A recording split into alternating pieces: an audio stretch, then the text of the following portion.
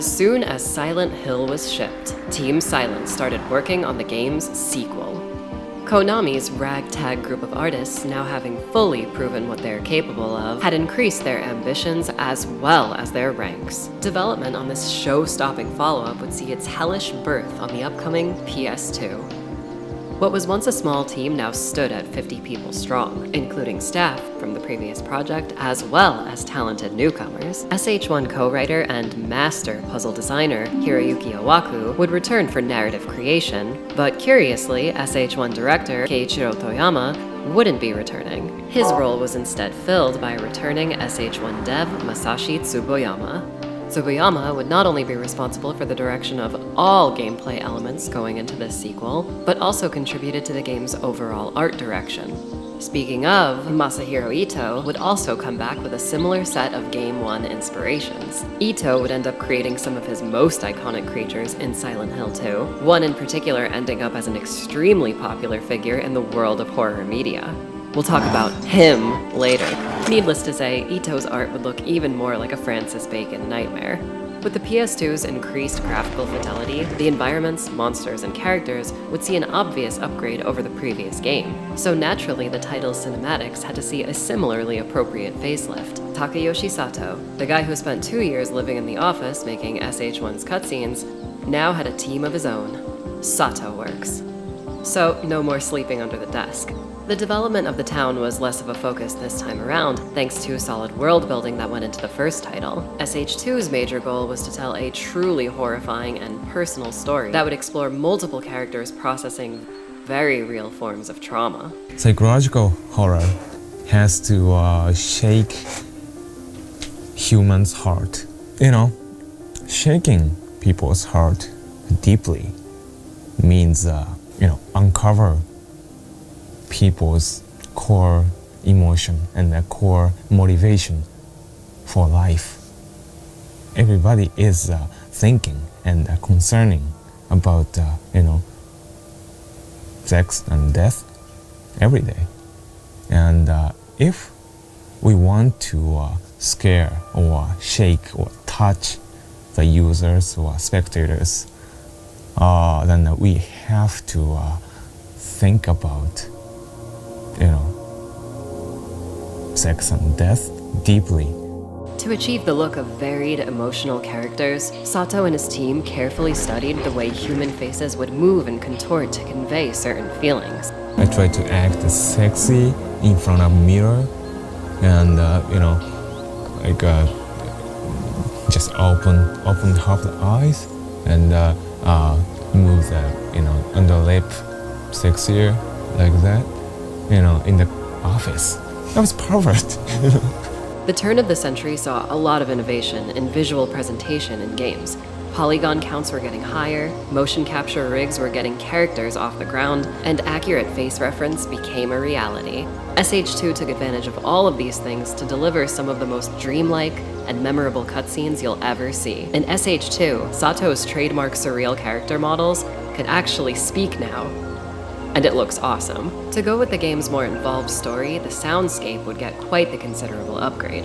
Konami virtuoso Akira Yamaoka was back, and creatively unchained. Of course, things like ambiance, monster noises, and the smallest little things like footsteps got an incredible amount of attention, but also sounded realer than ever. Silent Hill 1's audio atmosphere did a lot of heavy lifting to get the game's horror across to the player. In SH2, things, places, objects actually sound grounded and disturbing. I'm not exaggerating in saying that certain one-off sounds in this game have stayed with me basically my whole life. Hospital squeal, you know what you are. If you haven't played Silent Hill 2, you've heard the music of Silent Hill 2. The first game has an impeccable industrial soundtrack, as a majority of the game is made up of hard-hitting and haunting tracks. But every once in a while you'd get songs like Tears of or Not Tomorrow.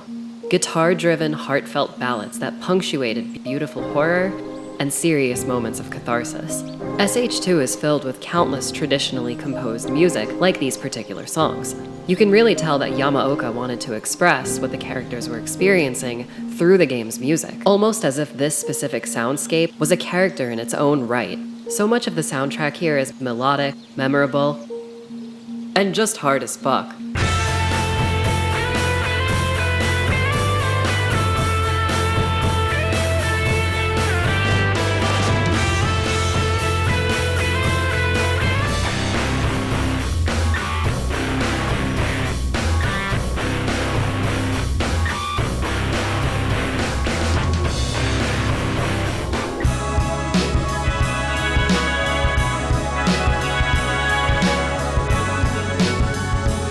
We'll discuss individual pieces of music as we go, but just know when people praise Silent Hill 2's music, it's for good reason. SH2 would eventually be shown off at E3 2001 and released in the same year. To an interesting swath of reception. We'll talk about that stuff a lot later, but for now let's sink into the psychological nightmare that is Silent Hill 2. Hey Robbie, did you ever find out who stole your data? Wait, who's this blue Robbie? It was this horrible little thing that did it! Don't know what you're talking about! This guy's crazy, don't listen to him! It's true! He used my identity to buy tons of butt! Look! It's all over his face! Robbie, you need better security. And that's where NordVPN comes into play. Don't be like Robbie. Secure your internet adventures with NordVPN, the world-famous VPN service that's here to keep your browsing safe while also letting you visit websites out of your region. Have you ever been hacked online or received messages that someone's trying to log into your accounts? Well, never fear, because with Nord, situations like that will be a thing of the past. Thanks to thousands of servers around the world, you get to enjoy the internet with no limits. Nord will also notify and warn you about malicious sites or downloads. The service also works on any of your devices, so feel free to take your security on the go. Nord will never track, collect, or share any of your private data. So what's your business remains yours. When you're ready to start browsing safer, use my link to get a massive discount on a 2-year plan plus an additional 4 bonus months. Get it at nordvpn.com/spherehunter. It's absolutely risk-free with Nord's 30-day money-back guarantee. That's nordvpn.com/spherehunter.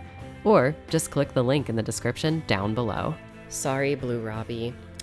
I found evidence that says you stole Pink Robbie's stuff. I knew it! This blue fiend did it!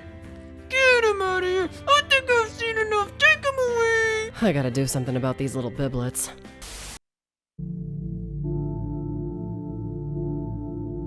A man ghostly in nature approaches a mirror. He waves his hand in front of his face as if putting on a mask. He takes a step back, exhaling deeply before asking himself, Mary, could you really be in this town?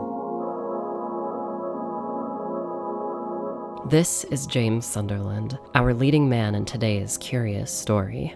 Exiting this dirty rest stop bathroom, James steps out onto an overlook. We hear the disembodied voice of his late wife, Mary Shepard Sunderland. In my restless dreams, I see that town,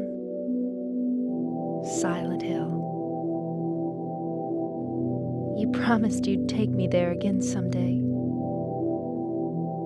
but you never did. Well, I'm alone there now,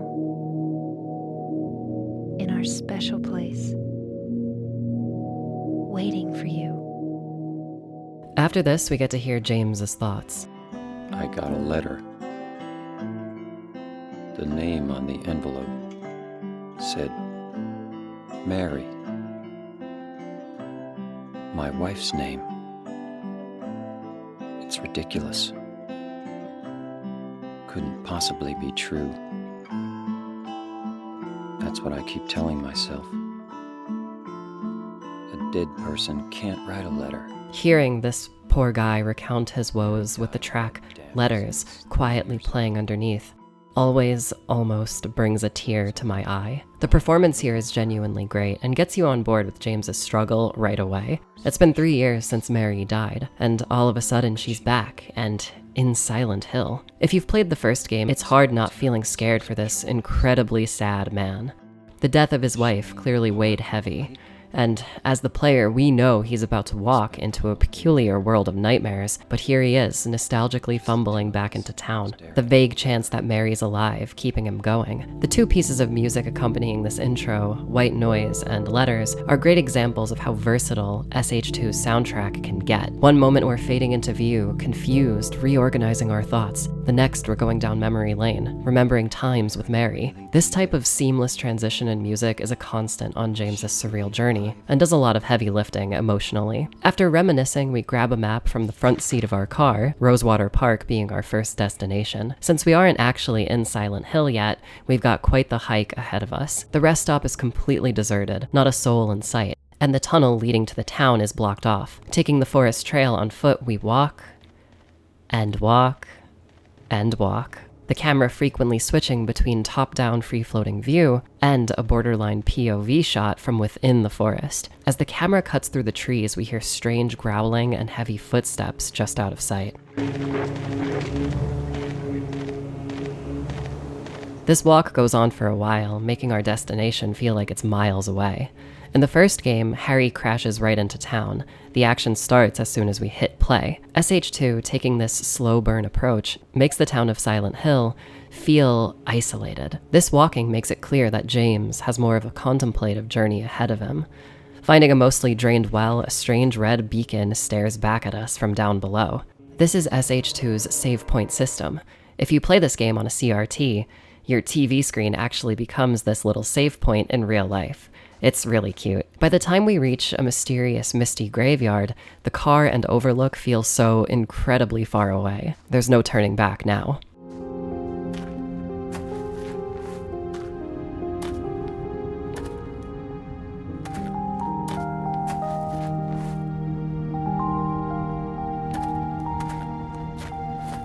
Excuse me, I'm sorry. I No, was it's just... okay. I didn't mean to scare you. I'm kind of lost. Lost? The way James and this young woman almost speak past each other feels dreamlike, kind of calling into question the normalcy of our protagonist here. The girl asks James why he's here, as we see him reach for his face again. He struggles to communicate his objective before trying to keep his apparitional mask on. James tells the girl he's looking for someone important to him, as the girl relates. Me too. I'm looking for my mama. I mean my mother. It's been so long since I've seen her. This girl doesn't seem very stable, so James asks where he can find Silent Hill. Before he goes, the girl warns him that the town is filled with danger. But Yes? I think you'd better stay away.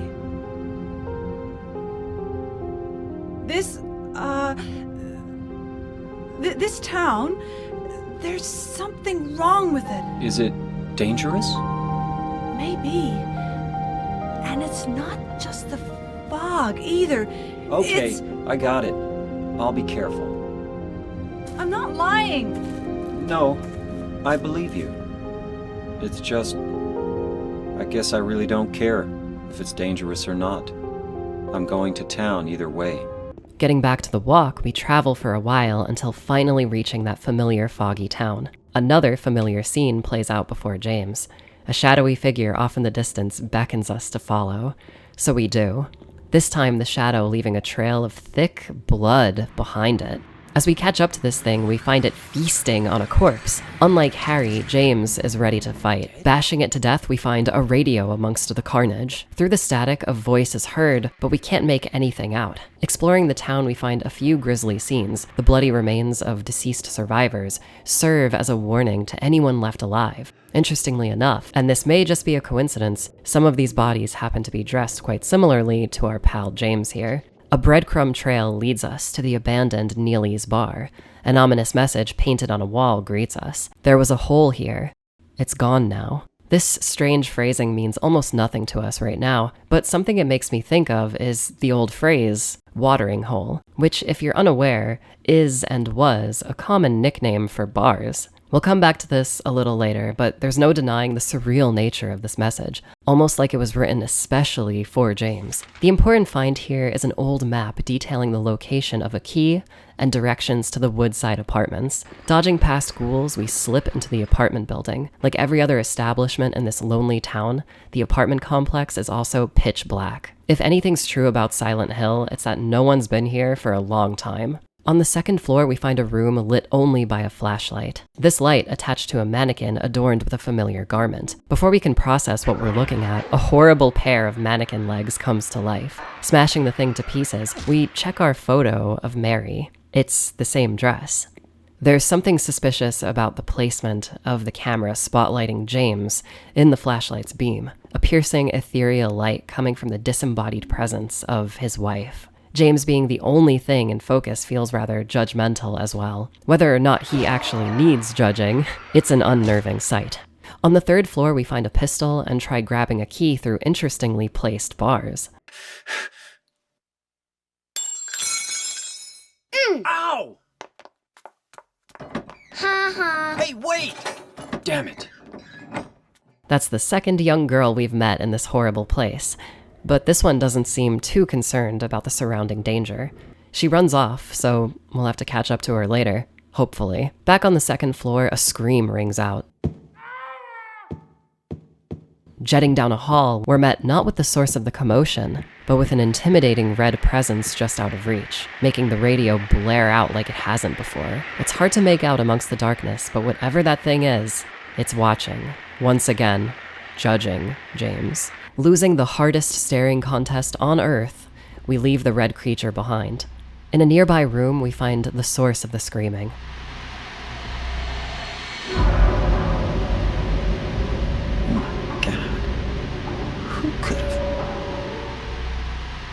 It's plainly obvious that this dead guy is James, but James doesn't seem to realize that. The focus on this Sunderland-shaped body over the others is peculiar, like the game wants us to now notice how similar the corpses have looked to our protagonist. With the little that's happened so far, it seems like Silent Hill's hellish rules have changed. Whether he chooses to realize it or not, James is being personally tormented by the town. It's probably the best time to mention SH2's gameplay. Well, it hasn't changed much from the previous entry. You can still do all of the same Game 1 things, but those things are now more responsive. In the apartments, we fight the lying figure, an acid-spitting, straitjacket-styled creature. The mannequin legs, a forward-facing threat that isn't much of a problem to put down. And that's kind of it. Outside of one more enemy type, James will be beating on these feminine shapes for the entire game. What may seem like half-hearted, unengaging combat design actually plays more of a narrative role that we'll get into later.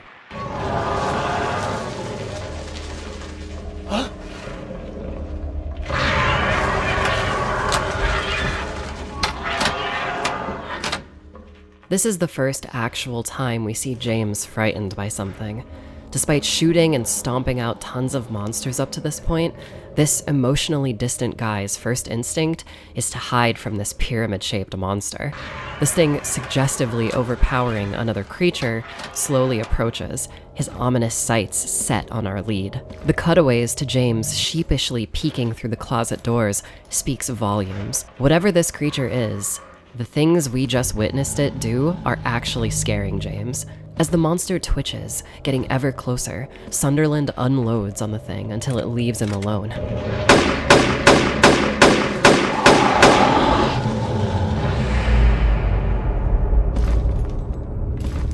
While it is unclear what Pyramid Pal here was doing to those mannequins, it's undeniable that it, at the very least, looked purely evil. I remember as a kid seeing this scene for the first time feeling terrified. Ignoring the sync play here, I was mostly scared because a monster so unique and traditionally male-looking was also attacking the enemies I was fighting. Red Pyramid was abusing the female-shaped monsters, not out of self-defense, but in an almost sexually insidious-looking way. Seeing James equally as terrified as me hiding in a closet clearly and quickly signified this creature's dominating presence in this foggy town. The basic enemies don't really do as much as Silent Hill 1's threats, so taking them out almost feels trivial in comparison, as if you, the player, are taking advantage of their slow speed and limited movement to kill or get past them.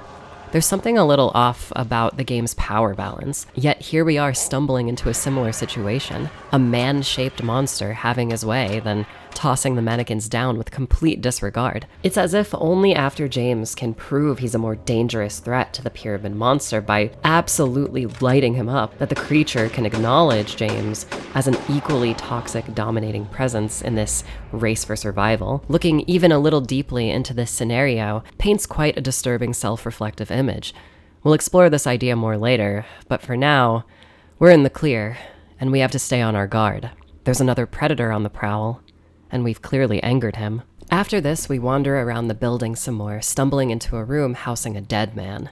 We can hear someone puking their guts out in the bathroom.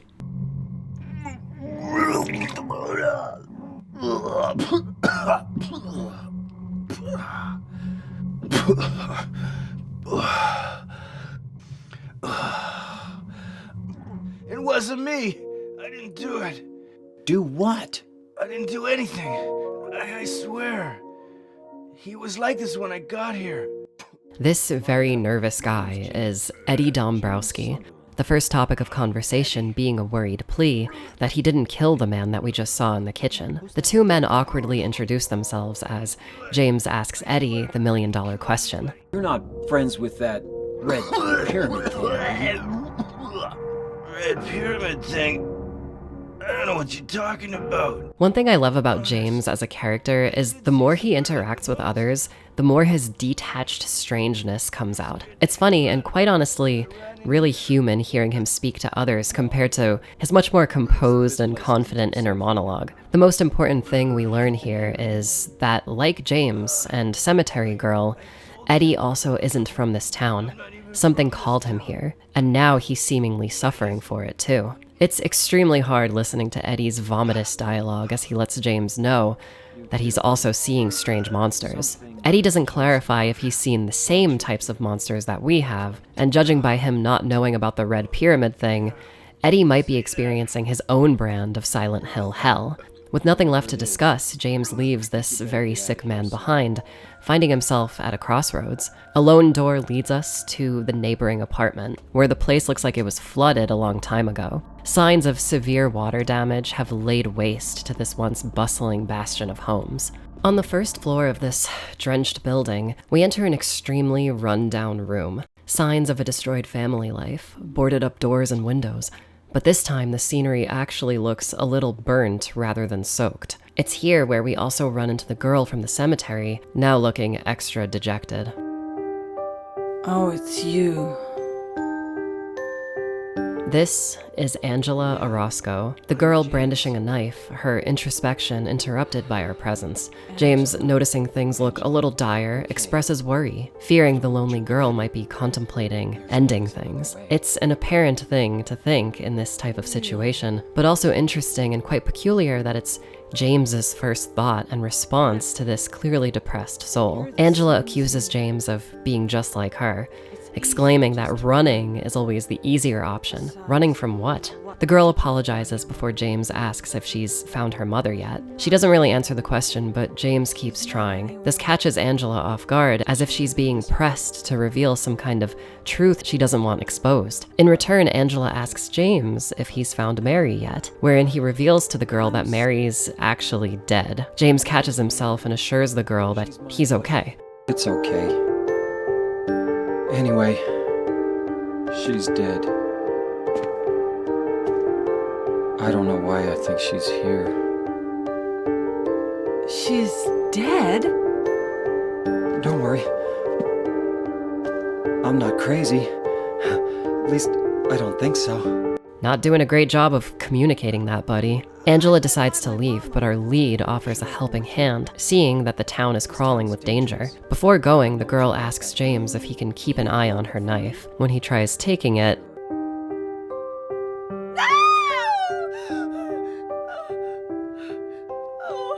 I'm sorry.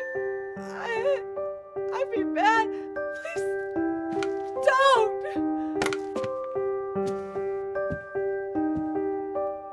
Angela's reaction to James simply reaching out to her is a little too telling. Judging by the limited amount of time we've spent with her, it's easy to assume she's gone through a lot. It's useless pondering on her past for now, so we finally head to the apartment's exit.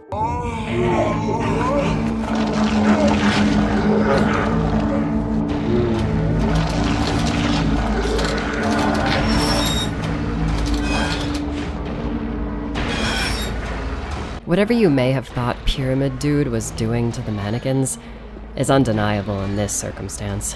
It's been said before by those more graceful than I, but this scene/boss fight feels like James is witness to a crime. The door's locked, and the only escape down a flight of stairs is flooded, the water interestingly rising at the height of James's stress. Our judge and executioner here staring us down once again. The Red Pyramid is a force to be reckoned with. His light attack takes off half of James's health, and his overhead kills outright. The area is claustrophobic, dirty, and scary. A perfect mechanical representation to what we just witnessed. Carefully slipping back and forth, squeezing out a few shots in between is intense, knowing one wrong step might place James in front of the blade. It's interesting how playing as this stoic male character sees us nonchalantly shooting and stomping through visibly female-looking monsters, but the second a male creature shows up, suddenly James is the victim to its violent machinations. We're the ones being used in this thing's personal game now, trapped in a dark corner of an even darker, soaked building. After firing off enough shots, the demon strolls off like nothing's happened. Fulfilled with its crime, the monster leaves as the flood drains, allowing us to leave right behind him. This desperate struggle to survive nets us the chance to continue living. But the monster has taken things from us. Our ammo, our heals. This whole scenario feels psychotic. It feels disgusting on closer inspection. It's horrifying seeing what we had stumbled into and then immediately surviving the monster's new assault. As you can probably tell, this very disturbing scene left an impression on me that I've carried around for years, one that's echoed real-world tragedies that I've experienced in my own life. Team Silent weren't playing around when wanting to shake hearts with this game's horror. Getting past that therapy session, we finally make it back outside. The ominous, foggy open air feels almost comforting after what felt like weeks trapped inside those dark apartments. On our way out, we run into the child again. This time, getting some info out of her, she standoffishly taunts James while mentioning that she knows Mary. What's a little girl like you doing here anyway? Huh? Are you blind or something? What's that letter? None of your business. You didn't love Mary anyway. Wait! How do you know Mary's name? Again, another dangling thread of a mystery that we'll have to catch up on later. We finally make it to our first destination, Rosewater Park. A park James and Mary once called a special place. Mary?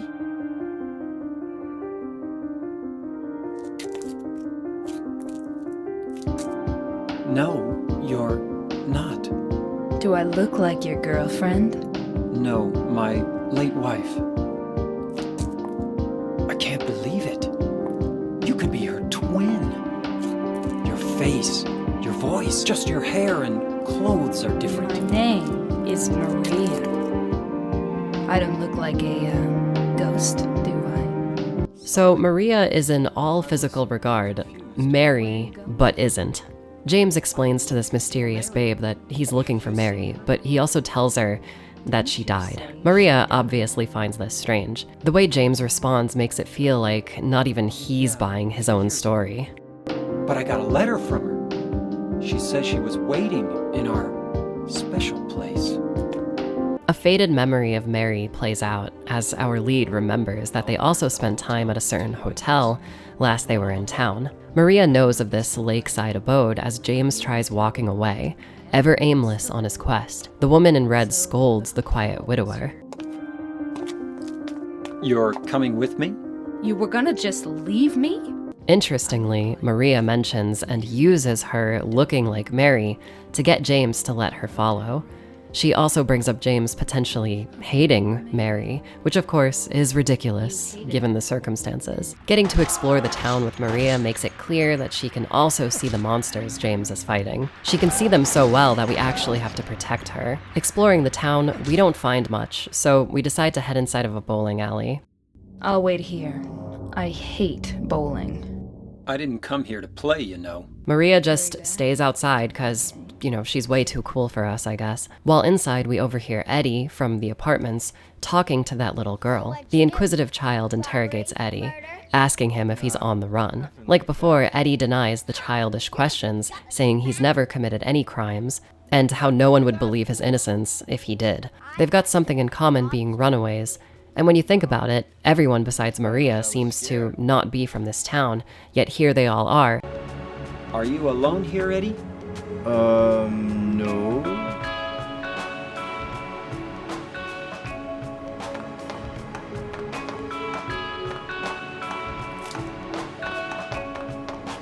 Bye-bye. We find out the girl's name is Laura, as she takes off, but Eddie's not going anywhere. Laura? But why? Laura, is that her name? That's what she said. This town is full of monsters. How can you sit there and eat pizza? She said she was fine by herself. She said a fatso like me would just slow her down. Forget you. The youth pastor energy coming off of that "forget you" is, I don't know, it's in the stratosphere. That's how strong it is. Taking off after her, we catch up with Maria, who tried chasing down Laura, but lost her in the tightest alleyway I've ever seen. It's so impossibly dreamlike that only Silent Hill would present such an obstacle. Maria seductively unlocks the back door to a strip club that she may or may not work at. This is Heaven's Night, one of my favorite locations in Silent Hill that we sadly don't get to spend much time in. The music here is so dreamy and comforting, but in a sort of sinister way, creating a dark, otherworldly vibe. Here, a most telling detail of James's backstory is subtly revealed to us. Examining a supply of alcohol, James's inner monologue reads as, "Liquor bottles. I don't need that right now. It's not that I don't drink. In fact, I drink a fair bit to get away from the pain, the loneliness, but the drinking never changes anything. Anyway, I don't need it now. There's something that I have to do." While James was taking care of his sick and dying wife, he hit the booze pretty hard. Going back to Neely's bar at the start, I believe that ominous message about the hole that's gone now is a reference to James losing that last bit of comfort in his tragedy. Here in Silent Hill, that drink, that watering hole he'd visit that helped dull the pain, is gone now. There's no relying on it. James has to face what he's going through head on. He has to find his truth. He has to find Mary. Leaving the club and taking a short walk, we see Laura running into a hospital.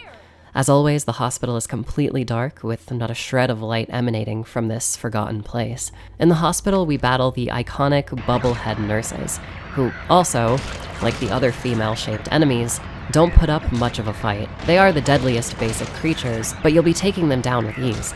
The puzzle box of the hospital is a literal puzzle box left behind by one of the mad patients. For a time, we get to explore with Maria at our side. There's a bit of banter between our two leads.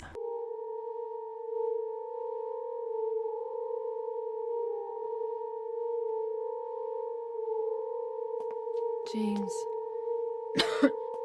Wait a minute. Maria seems sick kinda all of a tired. sudden. She was perfectly normal a second ago, now coughing her lungs out. Maria is sick. We grab a key to the building's rooftop, where we find a diary just splayed out. Pages spilling out of the book invite us to read. The memos we found here paint a picture of disarray, doctor's notes, mad scramblings, but this journal feels a little more coherent. The journal documents a patient's days in a hospital. It's unclear if it's the one we're currently visiting. The owner of the diary's mental state in flux, clinging onto a thought process. A healthy amount of self-loathing takes place within these pages. They wonder if they'll ever leave their confined bed. They wonder if they'll keep being a burden for their loved ones. The final page is cut out, but what we can read mentions them finally being able to go home. These notes feel normal, familiar even. James questioning the location of this book, but doesn't wonder who may have written it. There's nothing else to be found on the roof besides a crushed fence that looks like it's ready to fall apart. I wonder, when was the last time— Oh, fuck!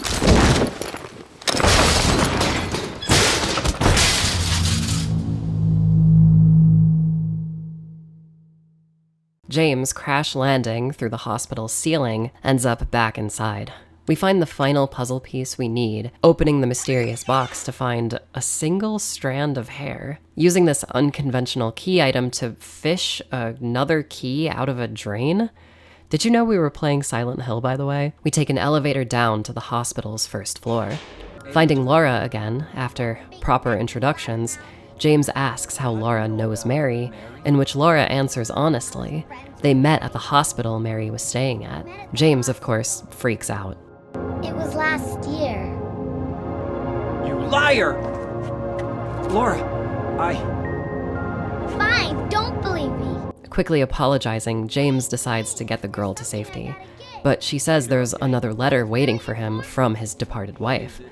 Leading him to a quiet operating room, Laura slams the door on James, locking him inside with a horrible monster. A creature suspended from the ceiling, encaged in a bed frame-like box, sporting a pair of shouting, fleshy lips. This boss fight is pretty intense as multiple monsters descend upon us, forcing us into each corner of the room before strangling James. Surviving the onslaught, James, in classic Silent Hill fashion, passes out. We can hear the voice of Mary calling out to her husband as he transitions to the other world. Yeah, after all this time, we finally breach the iconic and devilish world under the town's surface. Just like the first game, we explore an alternate version of the hospital.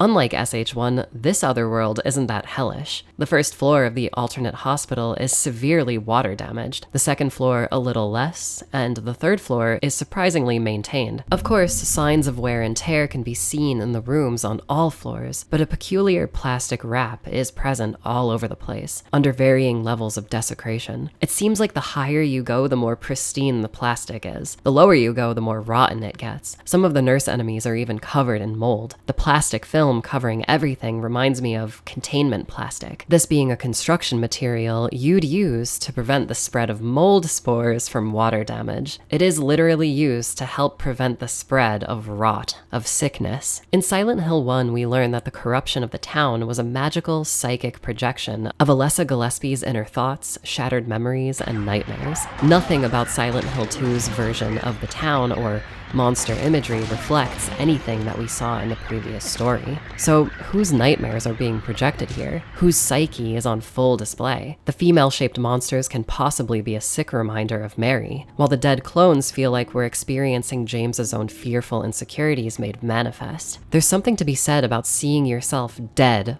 over and over again. The plastic wrap here possibly serving as a metaphorical shield against the rising tides of James's fear, while also appropriately wrapping up the memories of countless visits to the hospital for Mary, like a body bag. Pontificating aside, we reach the hospital's basement, where a totally terrifying sound is heard.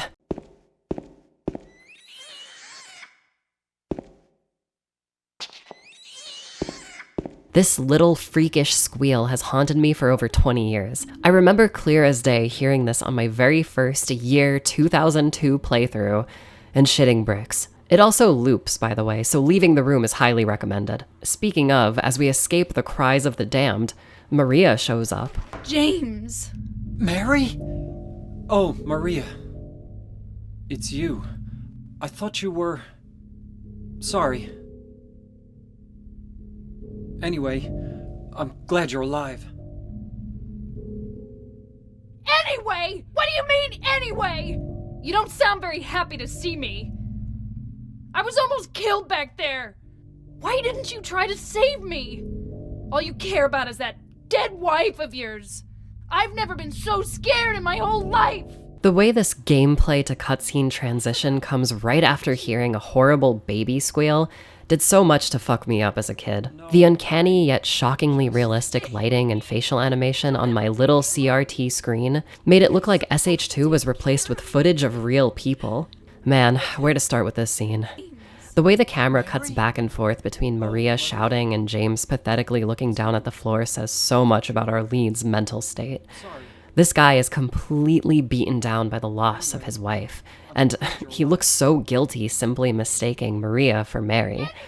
As this scarlet damsel lays into James, a curious thought might cross your mind. These things Mary's saying sound like something an angry, depressed wife might say to a husband who's not fully there in the moment. Like, why is this woman who we just met this mad about James not being there to look after her? Why does Maria look like Mary? Why does she care so much about James taking care of her amidst everything that's been happening? Is Maria even real? Of course she is. James puts his arms around her. Maria asks James if he's seen Laura. James asks how this woman even knows this girl. Maria says she's never met the child before, but has this striking need to know that she's safe. If Laura knew Mary while she was hospitalized, and Maria has this need to make sure that Laura is safe and sound, then what the hell is going on here? Again, who is Maria? Well, our reunited pair get back to exploring, and after solving a really cool puzzle, getting your lack of manliness made fun of, and participating in a game show? Hi there, everybody! Thanks for tuning in. Welcome to another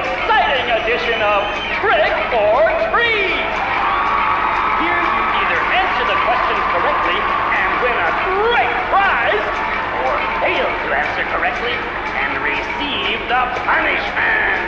It all depends on you. And our lucky, or should I say unlucky challenger today is James Sunderland! We head deeper into the hospital as it transforms before our eyes. A conveniently structured series of dark hallways greets us. Before we can really tell what's happening, the red pyramid monster appears behind us.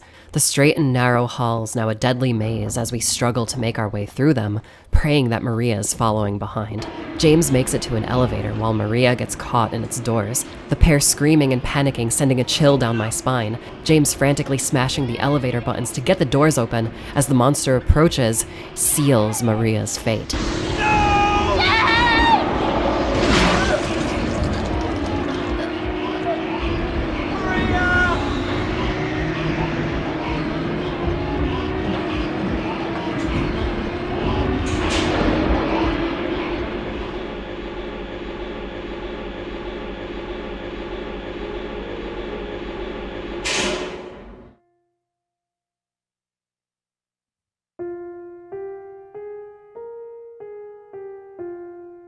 This is one of the most terrifying scenes in any video game.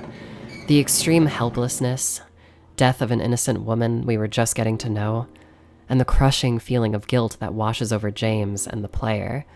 The context of this death isn't just something that happens in the story. We are actively leaving Maria behind in the moments leading up to the stab. The cutscene, even focusing on James entirely, feels like a knife in our gut. The music accompanying the scene, the melancholic and dread-filled Magdalene, plays as we regain control and doesn't stop until we leave the hospital. When James steps outside, having seen Laura out of the window, he thinks to himself, "Maria's dead. I couldn't protect her. Once again, I couldn't do anything to help. Mary, what should I do?" I always saw this quiet moment as James sort of confirming a lot of the suspicions we might have had about Maria's freakout. Once again, I couldn't do anything to help. A double meaning relating back to Maria's scolding earlier, but also his inability to protect his wife from the illness that took her 3 years prior. It's so sad, knowing that James still confides in the woman he loved, even though she's not here anymore. It's shockingly relatable and very real. With a mysterious map and instructions on what to do next, James vows to find Mary. It's the last thing he has to hope for in this town. Silent Hill is now completely shrouded in darkness, an accurate reflection of James's mental state right about now. It's incredibly intense, feeling like the town's dark power is descending on us. Finding a wrench and heading back to Rosewater Park, we dig up a small box in the ground, kind of like a miniature coffin, and find a key to the town's historical society inside, a museum of sorts collecting the history of Silent Hill. Along the walls of the museum, we read about the town's history through different paintings. Everything seems in order until we look at one painting in particular, Misty Day, Remains of the Judgment. It's him, the pyramid-shaped man that's been following us around. The title of this piece perfectly represents what this thing was doing when we first met him, judging us on the other side of bars. James is a prisoner in this town. Is that what this monster is? A judge? An executioner for James? Is James Sunderland really that guilty that he has a physical manifestation of said guilt? By all accounts, he's the victim here. He's being hunted all for wanting to see Mary again. The Historical Society happens to be located on Toluca Lake, where crossing the lake gets us to the Lakeview Hotel. With nowhere else to go, we venture through a massive hole in the wall and descend one of the longest staircases in video game history. We walk down this thing for a long time, so long that we are undeniably in the lake, possibly reaching even below the lake's bed. We are effectively in water.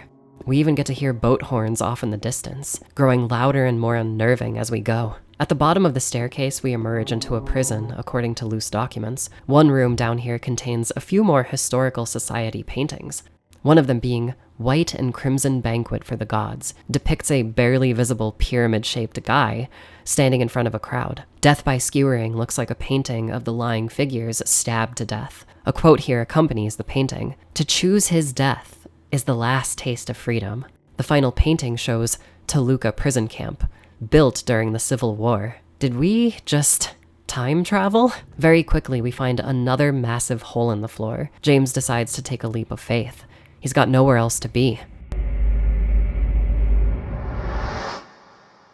We land in a well of sorts, water collected at our feet. Finding and smashing open a hidden passage drops us into more water. Battling monsters and trying to traverse this place's nonsensical architecture, we jump into another hole and find Eddie.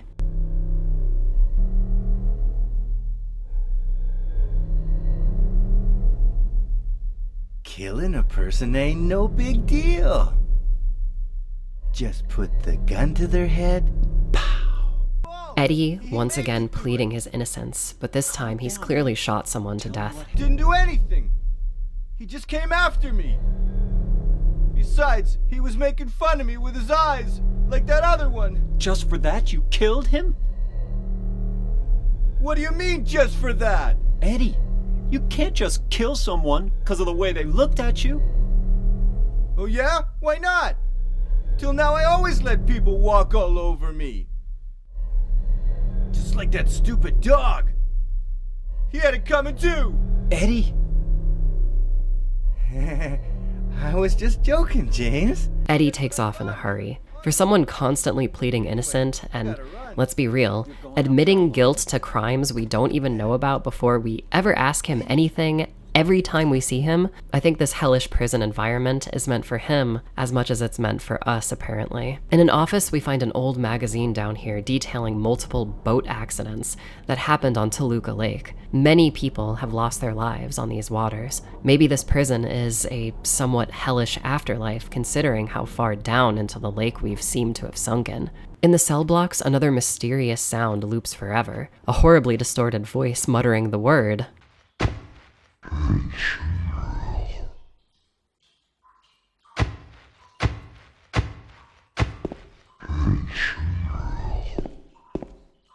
It's unclear what's making this noise, but if you look at James, he seems to think whatever it is above him. If you try shooting this invisible thing, it screams out like a normal human.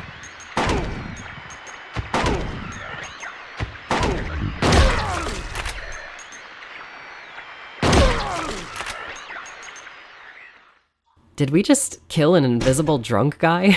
Another nearby cell is chock full of evidence to the town's cult, possibly relating to the invisible ritual creature. Crazy ramblings and symbols painted on the walls, while pages have been scattered around. James's reaction to this stuff is priceless. I guess I shouldn't worry about these too much. This feels like the game is saying it isn't too concerned with the lore of the first game to me. The main puzzle of this area involves a gallows in a giant open field. We can actually hear what sounds like people walking and running around in the pitch darkness, making it feel like we're being observed.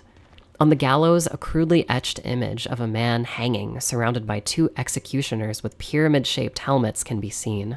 I wonder if that relates to our current situation. A small, easily missed detail is the constant dripping sound in the halls of this place, another consistent element to James's water-damaged adventure. Jumping down 3 more similarly psychotic holes, we somehow escape the prison. In a bizarre shift of environment, we seem to be trapped in a labyrinth of uncanny apartment hallways, occasionally descending ladders and ending up in dug-up trenches 6 feet under. Climbing up from the trench leads us to a strange room with an equally strange cube covered in faces. Arranging the box properly opens up a path. It's Maria. You're alive! Maria, I thought that thing killed you. Are you hurt bad? Not at all, silly. James, honey, did something happen to you? After we got separated in that long hallway? Maria's entire personality changes, echoing James and Mary's past. You were always so forgetful. Remember that time in the hotel? Maria? You said you took everything, but you forgot that videotape we made. How do you know about that? Aren't you Maria? I'm not your Mary. So, you're Maria? I am. If you want me to be. All I want from you is an answer. It doesn't matter who I am. I'm here for you, James. See? I'm real. What's horrifying about this scene is James's utter unwillingness to see what's right in front of him. This isn't a real person. It's very obviously an illusion. But James is just going with it. He's so desperate to find Mary that he's lowering himself to this delusion. At this point, it's safe to assume that Maria might be a part of the town's personal tour of torture. We never actually see Maria interact with any physical people besides James. She might even just exist in his head. Remember the bowling alley? James was about to interact with people, yet Maria stayed behind. It's because she isn't real, and it would look pretty sketchy to guys like Eddie seeing James potentially consult with his imaginary idealized wife. Speaking of that in particular, Maria is an idealized version of Mary. She can switch into whatever James wants. Now that I think of it, in the hospital, Maria's spontaneous sickness and basement blow-up were intentional echoes of Mary. This thing, this horrible doppelganger, attempting to guilt James into thinking he's done something wrong by using the face and voice of his dearly beloved dead wife. Even Maria's death in the elevator seems perfectly set up to torment James. It's chilling hearing not only her voice, but seeing her face light up and change, becoming more pleasant, switching into her more delicate Mary persona. Well, with no way to get through the bars, we head out to the maze of trenches. Descending one of the ladders drops us into a round hallway patrolled by the red pyramid thing, this time equipped with the spear that killed Maria. An optional room can be found, containing the massive blade that the judgmental monster used against us at the apartments. Examining the weapon reveals the creature's name, or at least what James has decided to call him. Pyramid Head. The Great Knife is the most powerful weapon in the game, but also the slowest, forcing us to walk. To use this cruel implement, we have to handle it like Pyramid Head. Finding our way through this monster-infested dark maze, we make it to a slightly more coherent part of this weird apartment labyrinth. A tattered, blood-stained newspaper lies on the floor. The distorted story describes the killing of a 39-year-old man. Multiple stab wounds and no visible weapons at the scene of the crime make this killing out to be a crime of passion. Wait a minute. I have a stabbing object in my inventory. Let me take a look at it. Taking a closer look at the smudged names in the newspaper, you can barely make out Thomas Orozco, Angela's father. Angela stabbed her father to death and gave us the murder weapon. Like clockwork, we hear the distressed girl crying out. Rushing into a nearby room, we see Angela cornered by a terrifying monster. The room itself, fleshy in design. The walls emblazoned with holes filled with metal foreign cylinders pumping in and out. It's one of the most disturbing rooms ever rendered. The creature resembling a pair of humanoid bodies on a bed, one on top of the other, makes it unfortunately clear what this scenario is implying. The monster, named Abstract Daddy, is a representation of Angela's father, taking advantage of her. Now I know what you're thinking. All of the nightmare imagery we've experienced so far definitely applies to James's trauma. The monsters, hospital, Maria, it's all in regards to what James fears. So what is this horrible room and series of strange apartment-like hallways doing in James's nightmare world? Well, I believe the town generates a nightmare world for each person affected by the deaths of someone close to them. I believe Angela's other world is actually intersecting with James's. Another piece of evidence to this, I feel, is when we first meet Angela, we get a preview of her traumatic past in an otherworld intersection back at the apartments. Yeah, I think that crime we witnessed has some relevance to Angela, especially taking place directly after we met her. Originally, this Pyramid Head scene felt like the monster upping the ante against James, proving that he is the more dominant force in this space. I think this reading works really well, but also relating this scene to the spreading infection of traumatic horror all of the characters are experiencing also makes a lot of sense for the intersection of other worlds. Taking down Abstract Daddy, Angela takes out her frustrations on the monster. James tries calming the girl down, but she gets angry, accusing our lead of wanting something from her. You're only after one thing! No, that's not true at all. You don't have to lie. Go ahead and say it! Or you could just force me. Beat me up like he always did.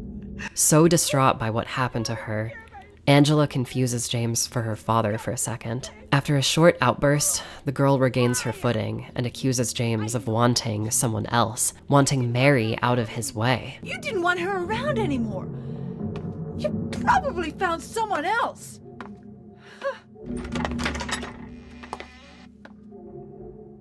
That's ridiculous. I never... Escaping the labyrinth, we find ourselves in the ground again. A lone door awaits us. Heading inside, we finally make it to Maria. Maria? Maria? Maria, no! When I played this game as a kid, getting to this scene, I felt the most sad. To me, the performance sounds kinda real. The unfiltered pain James is going through and the track playing here, Fermata and Mystic Air, sells the endless sadness James keeps finding himself in. A second death for Maria, a constant reminder the love of your life is gone. That feeling we all hope to avoid or minimize is physically in front of James. In the next room over, we find a makeshift gravesite. A handful of headstones stands before us. One headstone for a man we read about in the apartments, Walter Sullivan, a murderer responsible for taking the lives of 2 children, and then his own while in prison. 3 graves sit in the back of the room, 2 of which are filled. These belong to Eddie Dombrowski and Angela Orozco. The 3rd open grave belongs to James Sunderland. From the recognizable names on these stones, all of these people have taken lives. They're all full except for James's. Jumping into one final hole, our very own grave, we find ourselves in another long hallway, one that, again, transforms before our eyes. A cold, blood-soaked door awaits us at the end of the corridor. Eddie, standing in the middle of a corpse-filled room, rants and raves about the insults that were thrown at him his whole life. Eddie was the victim of extreme, constant bullying, resulting in him taking multiple lives.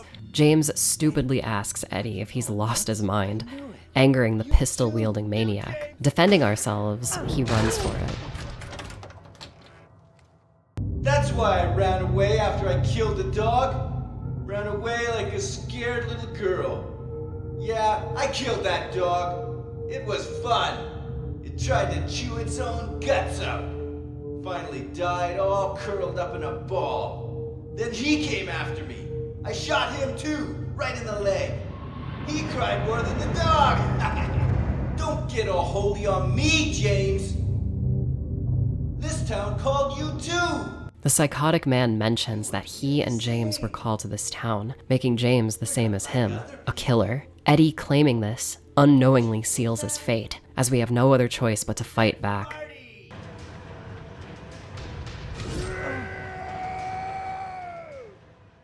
James checks the man's body as he realizes what he's just done. I killed a human being. A human being. An interesting detail about Eddie is every time we see him, he's going off about not killing someone. But when he finally admits to killing, he's surrounded by a bunch of cloned dead bodies. I believe the meat locker we find this poor guy in is actually his own overlapping otherworld. I imagine Eddie being pursued by manifested versions of the man he killed, coming back over and over again in an icy cold version of the town.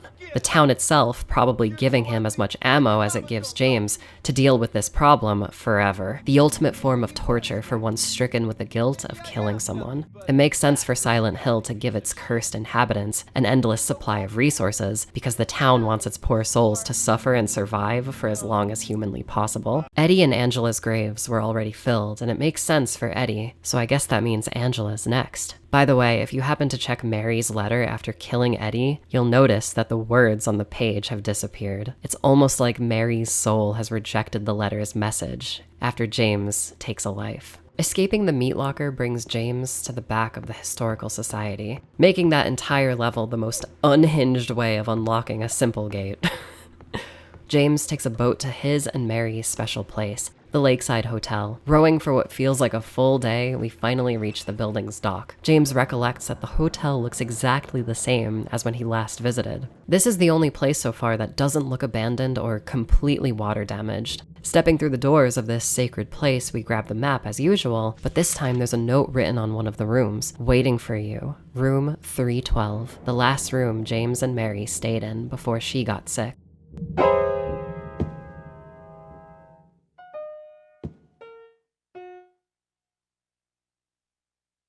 Did I scare you? Yeah, you did. Pretty soon we run into Laura. Remember her? Laura hands James a new letter from Mary and begs him not to tell Rachel, the nurse that looked after both Laura and Mary in the hospital. It's at this point where reality and our understanding of the situation starts falling apart. The letter is addressed to Laura, letting the kid know that Mary's going to be leaving for a quiet place and to behave herself while she's gone. James also comes up in the letter, Mary asking Laura not to judge him for being impolite to her, asking her to give him another chance. This explains why Laura's been standoffish since the beginning. She already knows James. That begs the question, if she knows him, why doesn't he remember her? He had to have seen Laura when visiting his wife. The sweetest part of the note being Mary's goal of hopefully adopting Laura if she recovers, telling the child that she loved her like a daughter. The letter ends with, "Happy 8th birthday, Laura." James naturally asks when she turned 8, because she obviously still looks like she's 8 years old. Laura responds with, I turned 8 last week. So Mary couldn't have died 3 years ago. Huh. James, questioning everything, puts his hand in front of his face as if to adjust that good old apparitional mask. Laura finally flat out tells us that Mary told her a lot about Silent Hill. It's upsetting when you take into account Laura not fully understanding the quiet place line, confusing it with the town of Silent Hill. Laura tells James about another letter Mary left behind somewhere here in this hotel, so she takes off. And we go after her. Of course, getting to the 3rd floor isn't as simple as taking the stairs. Instead, we go on a wild goose chase, looking for parts of a music box, finding a videotape that James recorded but forgot here 3 years ago, and as always, killing the same monsters. When we finally get to the room James hasn't stayed in for over 3 years, a TV and VCR await us. Watching James's tape, we finally find Mary.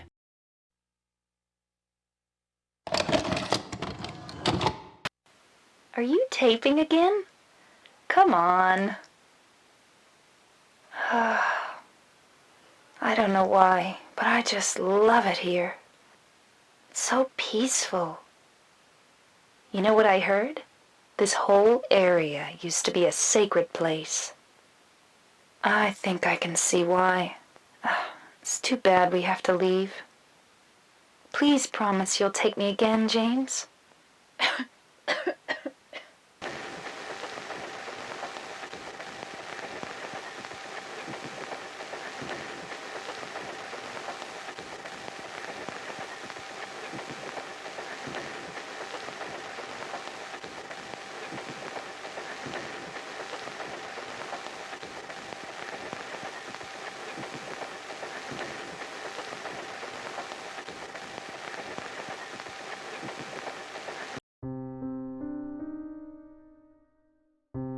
James's guilt laid bare, his apparitional mask, once a shield, now weighs heavy, like the storm-soaked drywall of his and Mary's once special place. In plain terms, he's completely fucked. James Sunderland killed his wife, and everything makes sense now. From scene 1, we see James putting on his mask, rejecting all guilt and responsibility, trying his best to become somebody else. The enemy types all being women that he kills reflect his crime. The pyramid head painting he saw 3 years prior, the executioner and judge made manifest to torment him. The Mary dress found in the apartments, literally spotlighting what he did to her. Toluca prison revealing itself to James, and of course, his completely unavoidable, very strange personality cropping up whenever Mary enters the conversation. Again, when I was young playing this game, I was shocked and confused by this revelation. I vividly remember feeling betrayed. That poor guy at the rest stop, sadly recounting his tales of woe, was now a cold-blooded killer. I had never experienced a twist like this before about a hero character in a video game. The way the tape is presented, dark and distorted, makes this kill feel sinister. It looks like James commits this act by surprise. In her terminal state, Mary never stood a chance. To make things worse, Laura shows up with divine timing. You get the letter? Did you find Mary? If not, let's get going already, okay? Mary's gone. She's dead.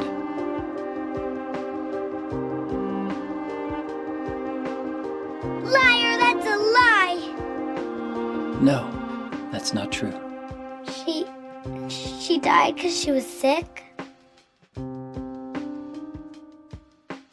No, I killed her. James admits to what he's done, and Laura blows up on him.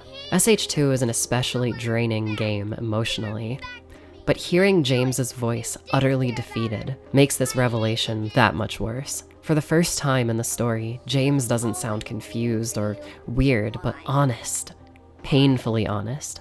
Laura, throwing insults and accusations at the downtrodden man, storms off, leaving James to silently and sincerely apologize. Leaving the room, the hotel's true appearance is revealed. The entire building is, as you'd guess, completely soaked through. A constant dripping is seen and heard everywhere you go. Even in its worst state, the water keeps falling, and the lake keeps rising. There's only one way out of this place, and it's down. As we descend the hotel and further into the waters of the lake, we find a room suspiciously well kept. Inside, we listen to an old recording where James remembers the moment Mary died. As her doctor, I promise I'll do what I can, but there's still no effective treatment for her condition. How long does she have? I'm afraid I'm not sure. 3 years at most. Perhaps 6 months.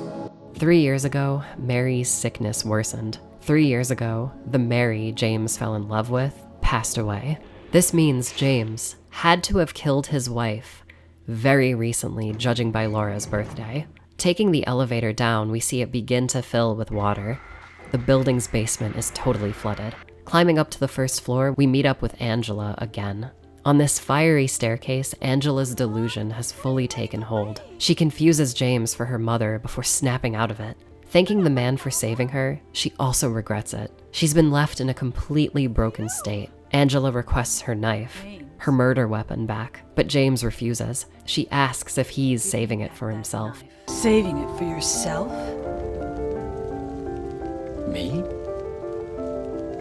No, I'd never kill myself. To me, James doesn't sound too sure about that.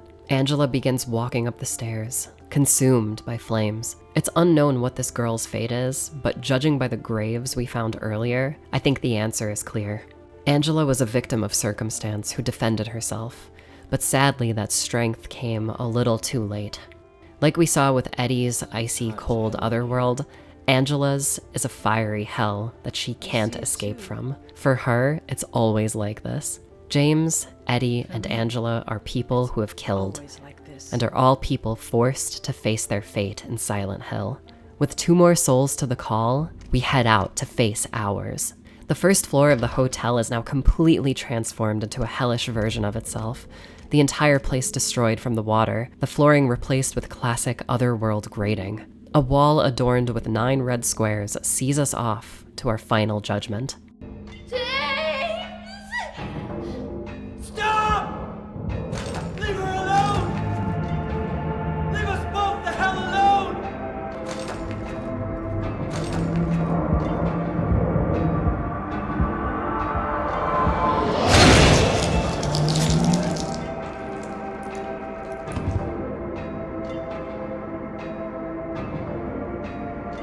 I was weak. That's why I needed you. Needed someone to punish me for my sins. But that's all over now. I know the truth. Now it's time to end this. As Maria dies for a 3rd time, James's disillusion is shattered. He doesn't need her anymore. Facing off against 2 pyramid heads, we cut down the judge and executioner, with their own blade.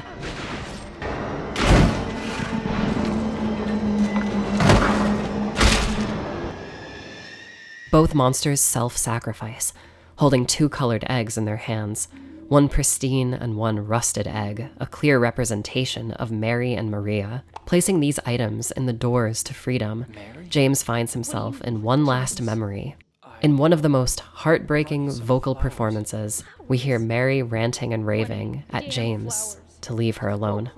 Maybe today, maybe tomorrow. It'd be easier if they'd just kill me. But I guess the hospital is making a nice profit off me. They want to keep me alive. Are you still here? I told you to go. Are you deaf? Don't come back.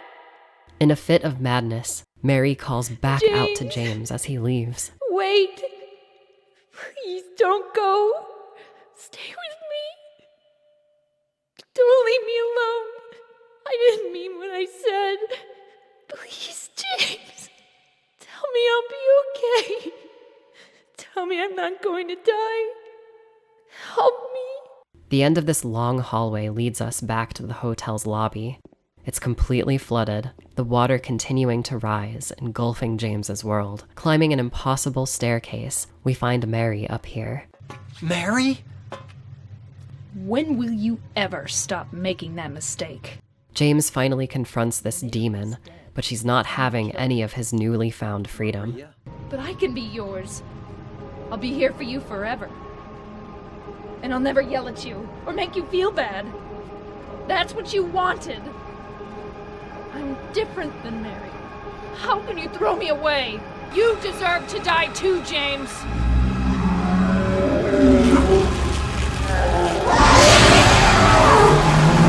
One final battle decides his fate as Maria transforms into a sickly, bedridden monster. What's really cool about this fight is all throughout the game, the camera generally looks down on James, another indicator of the town's perspective on this guilt-ridden guy. In this battle, the camera is actually directly behind James in an almost over-the-shoulder style, kind of symbolizing, to me at least, that he's fully out of the delusion.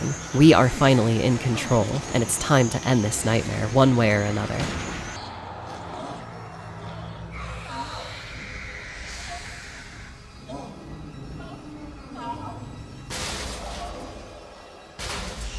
Like many of the killings that have taken place before, we end Maria, just as James ended his wife.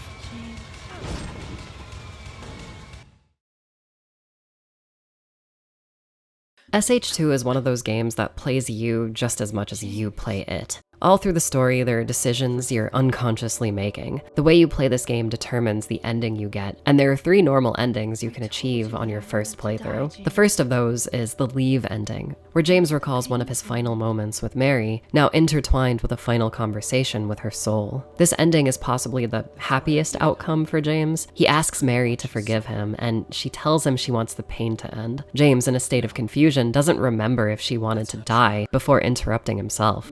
The truth is, I hated you. I wanted you out of the way.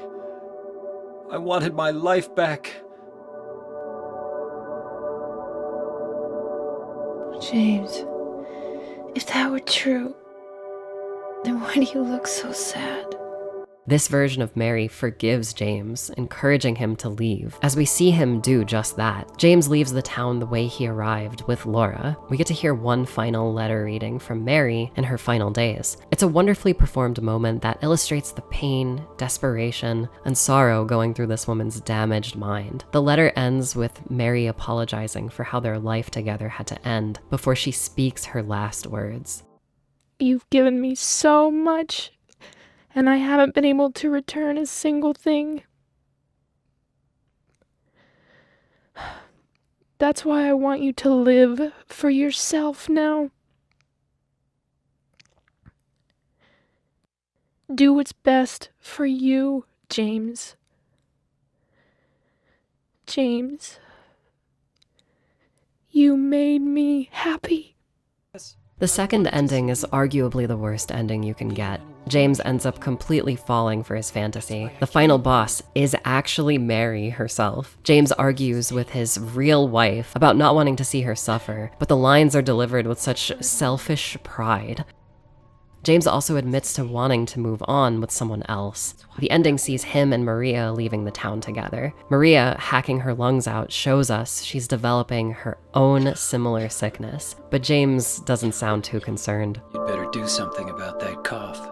This ending is honestly pretty crushing. All of that trauma, all of that survival, just to give in to the town's tricks. Can't wait to repeat the cycle. I saved the third ending for last because it was actually the very first ending I ever got, that being In Water. This ending sees James remembering why he came to this town, to end his own life. We get a similar conversation to the Leave ending, but this one is, I feel, a lot more honest given everything that's happened in the story. We hear this spirit of Mary acknowledge the truth, James's crime, and tells him it's time for the pain to stop. James carries Mary away, cutting to him in his car.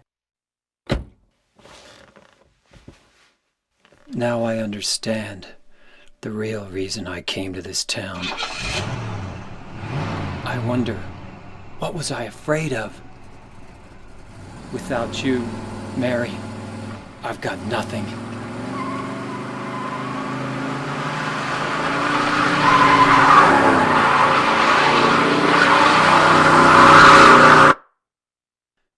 Now we can be together. The screeching tires always gave me chills as the violent sound comes to an abrupt stop right before he accepts his end. I'm sure you noticed I did a lot of specific analysis of the game's many environments. I did this on purpose to point out every instance of water-based imagery because I believe all of it foreshadows the true outcome of James's fate. Him overlooking the lake at the very start, the water damage in all of the environments, the plastic containment wrap in the hospital, now more accurately symbolizing the containment of his guilt. We go under the lake, finding ourselves in a hellish prison where, yes, James kills again. We sail across the lake, braving the very thing that will be the end of our lead, and finally drown in the hotel as its illusory state crumbles into the ever-rising tide. Just like the other two guilt-ridden souls drawn to this place, James has his own version of the other world. It's in water. He's constantly sinking and falling down the watering hole, trying his best to keep his mask on while staying afloat. But this is how his story ends. It's a deserved punishment to a horrible crime. To choose his death is the prisoner's last taste of freedom. Without you, Mary, I've got nothing.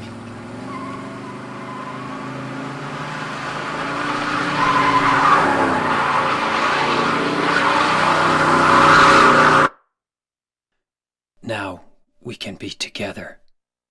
Silent Hill 2 is undeniably one of the saddest games of all time. And yeah, I do think In Water is canon. I've always thought this, and I know that sounds very bleak. In recent years, I've read about a specific theory surrounding SH2, that being the loop theory. This popular reading of the game contextualizes the dead James clones as versions of James that couldn't make it through the nightmare. The town forcing him back to life to try again, over and over again, achieving different outcomes, like the multiple endings we can get as we play. I like this theory a lot, and it's actually something that can also be applied to SH1 as well. When you finish Silent Hill 1, your save file becomes a New Game Plus save. Loading this file skips the intro of the game, making it seem like Harry just wakes up from the previous playthrough. This makes a lot of sense given the game's cryptic story. A lot just happens and doesn't depending on how you play. Key events aren't really explained to you, but through subtle context clues on repeat playthroughs, you can actually apply things you learn to subsequent replays to get different outcomes. And there's something so cool about Harry kind of failing and dying over and over again until he gets it all right, saving everyone in the process and being able to leave with Sybil and Cheryl. SH2 has new endings in New Game Plus, two of which are joke endings, but one of them, being the Rebirth ending, has very interesting overarching story implications. So to get this ending, you have to collect 3 new key items not previously attainable. These items are tied to a ritual that takes place on a remote island on the lake. Getting this ending sees James lose his mind. Forgive me for waking you. But without you, I just can't go on. I can't live without you, Mary. This town, Silent Hill. The old gods haven't left this place. And they still grant power to those who venerate them. Power to defy even death. Ah, Mary. On a looping meta-narrative level, I like viewing this scene as kind of the inciting incident that births Maria. Like, maybe after killing his wife, James comes to this town and discovers this ritual. Obsessed with it working, he tries bringing Mary back, but unknowingly births Maria into the world. An idealized avatar of James's greed and delusion mixed in with a pinch of guilt. I could see Maria and In Water coming next. This would see James battling through the absolute worst outcomes, being tortured on loop, but coming back one more time to finally learn his lesson and to leave. The leave ending is a redemption for James, finding forgiveness and getting another chance at life, leaving Mary and his memories behind and living again, this time as a father figure to Laura. It's what Mary would have wanted after all.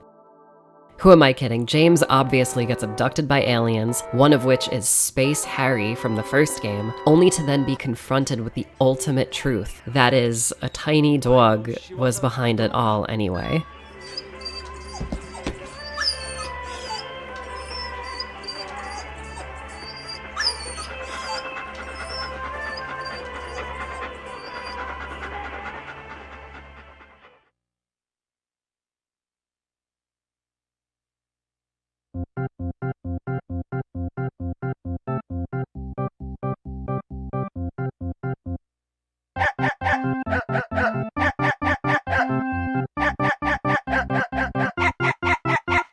God, I fucking love this game. There's another scenario that adds more fuel to the looping storyline fire. First introduced in the Xbox version of SH2, Born from a Wish stars Maria. Yes, you actually get to play as Maria in this expansion, and it is so interesting. The story begins with Maria waking up in Heaven's Night. She doesn't really know who she is or why she's here. Everyone in town is gone, and the place is crawling with monsters. Exploring the town, we see the same types of creatures from James's nightmare. We find an all-new location that a majority of the game takes place in, the Baldwin Manor. Here, the game feels a little more Resident Evil in its design. We end up finding a survivor, a man named Ernest Baldwin, the owner of this mansion, who's locked himself in one of the rooms. No matter how hard Maria tries, he isn't coming out. By the way, speaking of Resident Evil, Ernest is actually voiced by Ward Sexton, who famously does the Resident Evil title calls. Damn, SH2 really is a masterpiece. There's one puzzle to solve here, and it's pretty simple, involving different color boards to arrange properly. These boards depict the items James needs for the rebirth ending to take place. The mansion is filled with countless references to these objects and the colors red, black, and white. Ernest clearly knows about the ritual of rebirth and is obsessed with it. Solving the puzzle nets us a key to the rest of the house. We find a little girl's room, grab some matches, and take a look around. In her inner monologue, Maria thinks to herself that Laura would actually love some of this stuff, but then asks herself, who's Laura? In the attic, we hear a scuffle, but no one's around. Lighting a candle, we find an old present from Amy to her father, Ernest. As we head back downstairs... Give it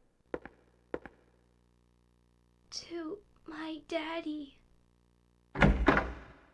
I don't know why, but I genuinely find this expansion kinda cute. Does anyone else feel this way? I don't know what it is about Born from a Wish. The atmosphere is, like, less oppressive. I don't know, maybe Silent Hill 2 has fully broken my brain at this point. Bringing the present to Ernest, he breaks down. Amy seems to have passed away. I guess it explains all the rebirth ritual stuff found around the house. Ernest excitedly realizes what Maria is, essentially a reborn version of Mary, and says something really interesting. Maria? So you must be... That's why you could see me.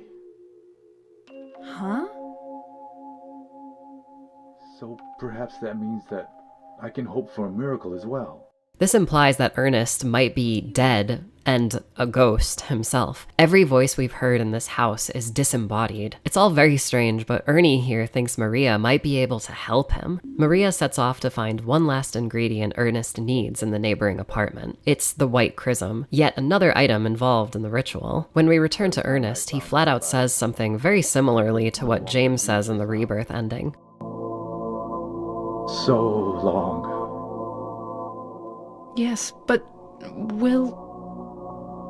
Maria, the gods are here. You know it too. You were born in this town. I'm not sure God is the right word. The ghostly man even warns Maria about James. He's looking for the her that isn't her. He also almost tells Maria what she is before she cuts him off. He's looking for the you that isn't you. Do you know something? Yes. Maria, you're... Anyway, that's just what you think.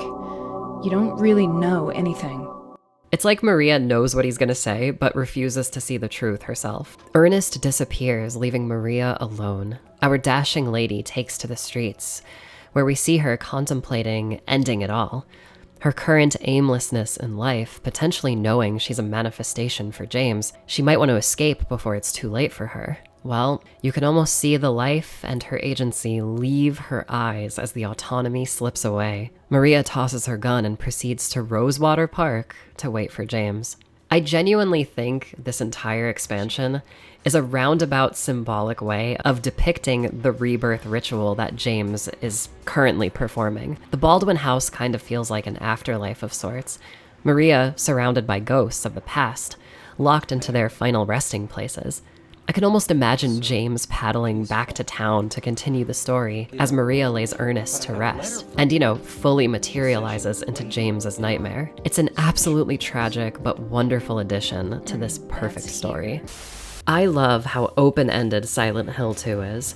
The fact that I can piece together an unhinged reading of the game's story like this using clues that the game actually provides, and it all kind of works, is so much fun. Even though I really like In Water, I've spoken to so many people that have their own interpretations of the events and their own personal favorite outcomes. SH2 is one of the most fun games to talk to people about, and I highly encourage anyone watching this to share your own takes on the game. I'm really glad we live in a world where people love this game, because when it came out, it actually sold very poorly. It got some strange reviews as well. Some loved how daring and innovative the story was, others hated its cryptic nature and dour tone and not so fleshed out combat gameplay. No matter how people felt about it, SH2 didn't make the same kind of splash its previous entry did. It's interesting how games like this, much like a lot of popular cult classic art house films, find new life eventually. Kind of like a loop, or a rebirth even. Since its release, SH2 has been ported a few times. Of course, the intended purest way of experiencing the game is in its original PS2 version. You can emulate it quite easily nowadays, and I might even recommend it at this point with how expensive it's gotten. The original Xbox version is a lot cheaper, but does have a few graphical drawbacks like limited fog and darkness, kind of exposing the seams in the environment loading in front of you. It is a lot clearer looking and higher resolution than the PS2 version, and comes with Born from a Wish, the UFO ending, and true analog control with stick sensitivity included. In 2012, the Silent Hill HD Collection was released to abysmal reception. The long and short of it is, HD Collection was built off an incomplete version of the original game. Tons of bugs and glitches were present at launch, and the inclusion of a new voice track makes James sound like a surfer dude and casts Major Kusanagi as Mary/Maria. Mary?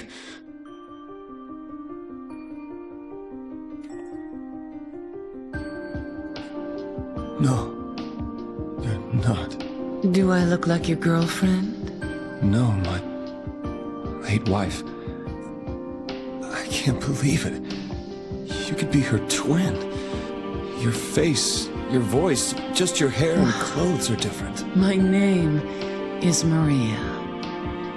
I don't look like a ghost, do I? I probably wouldn't recommend this version of SH2 as your first ever playthrough. Instead, please check out the fan-made PC restoration mod called Silent Hill 2 Enhanced Edition. SH2 EE is absolutely free and quite possibly the best way to enjoy classic SH2.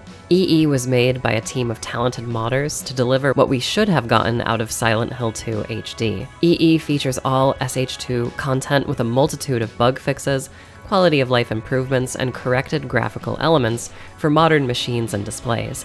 SH2 Enhanced is a love letter to SH2. and probably my favorite version of the game. Since original SH2 on PC is currently abandonware, you can actually get the game and this mod for free, and set it all up with its easy-to-use setup tool that you can find on the official Enhanced Edition website.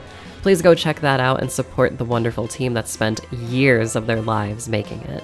Overall, SH2 kind of makes the first game look like a campy horror movie by comparison, taking the basic idea of how the town works and using it as a framing device to explore the personal trauma of a character is cool enough. Giving us a twist where it turns out we are the killer is incredible. Pushing that further with Pyramid Head being an unstoppable punishing force, turning James into the victim of male abuse is completely insane. Then to go all the way and make the wife James killed another demonic manifestation as Maria is pure art. Silent Hill 2 is literature. It's beautiful. It's also really impressive how tastefully a lot of the heavier subject matter is handled here. Back in 2001, things were pretty edgy and intense by default, but Team Silent chose to take the high ground. They chose to make their game a real, timeless work of art. There's still a few dangling story threads I didn't really get into in my recap, aside from what certain puzzles might mean to things like, who actually is Laura? How did she get her tiny self all the way to Silent Hill? Is she also a manifestation of James and Mary's hopes for the future? Or is she just a normal little girl? The Rebirth ending mentions the old gods, but are those the same types of gods from Silent Hill 1? How about this? Is James good or bad? Was he justified in killing his wife? Was it really a mercy killing? On this recent replay, I kept thinking about a lot of things, but something specific really caught my attention this time around. Something I had never really considered on my previous playthroughs. Mary's perspective in this story. A character only present in spirit, with such an overwhelming impact on the narrative as a whole. When you finally get a reason for why James killed her, tons of questions arise, but I feel like there aren't usually many about how Mary was treated, or even how she treated James in her final moments at home. I've never experienced going through something like this in my life, nor have I ever recovered from a severe illness. I do know someone who has experienced something like what Mary went through, and that someone happens to be a big fan of SH2. My name is Gene Park. I am the games critic for the Washington Post, and I'm a survivor of cancer, and hopefully I stay that way. Ever since beating cancer and also replaying SH2 recently, was there any kind of new revelation you'd gained from Mary's side of the story? Were you able to relate to it a lot more at this point in your life? Her hopelessness at the end, where she felt ugly and useless and rotting to the people around her, especially to the person she loved, James, felt very real. I think that's a perspective that you can only get if you've been terminally ill before. For me, Silent Hill 2 really opened my eyes to the experience of the caretaker. In terms of what caretakers go through, they're taking care of someone they love, and the person who's dying is a cornered animal in life. You know, that's how I felt as I was sick, that all of these external forces, my disease, the society, all of the choices that I made in life, I felt like that they backed me into a corner and I could never get out. So I would lash out like a cornered animal, much in the way Mary does at the end. It really, really deepened my empathy for Mary. But it also really, really deepened my empathy and deep sympathy for James Sunderland as the caretaker.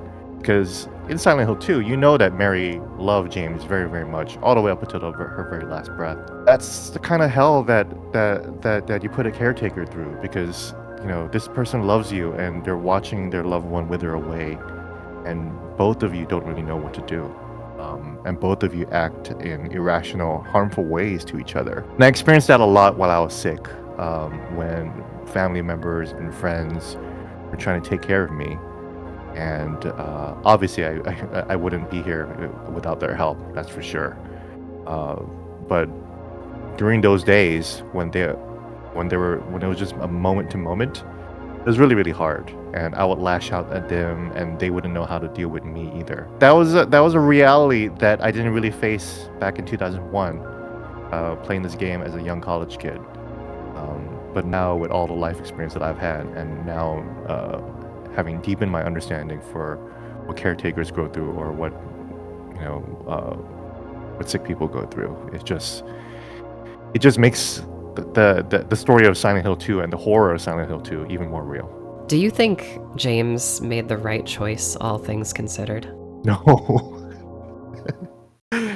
No, I certainly don't think James made the right choice in the end. I certainly hope that my mother or my friends wouldn't want to kill me while I was sick. Although I don't doubt that they wanted to. I don't doubt that they wanted to strangle me in some way, given how short-tempered I was. Especially on chemotherapy, and we can only assume that Mary was also sick with cancer, and I think that's been kind of assumed by the fandom for a lot of people. Chemotherapy pumps you full of steroids, and what you basically go through is roid rage. So as a cancer patient, you're not only a cornered animal, but you're also going through a chemically induced rage state. So I don't blame James for feeling the way he did, but it really was his sin at the end for giving into those darker thoughts, because that's what Silent Hill is. Life is about moving past those dark moments, right? But Silent Hill is about capturing that dark moment and keeping it within the town and within yourself. And that's what Silent Hill 2 does so well, is that it really just encapsulate the darkest moment of someone's lives and just stretches it out to infinity. And that's what James is suffering through. Big thank you to Gene Park for sharing his perspective on this incredibly heavy topic.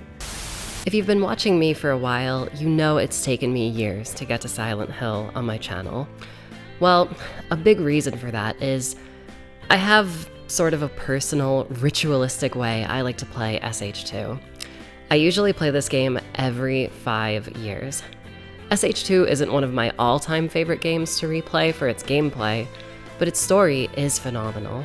Every 5 years when I play this game, I feel like I always find something new or interesting to think about. I knew if I covered the game, I'd have to cover all of it.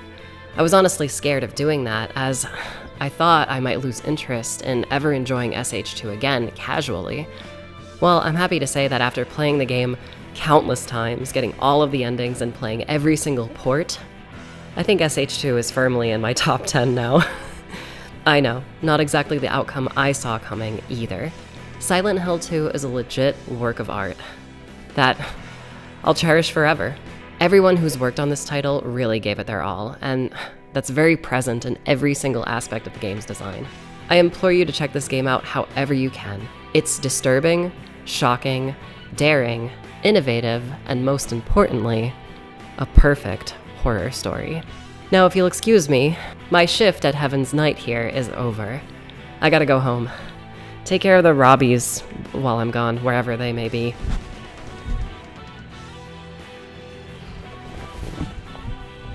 Sad video games, this one.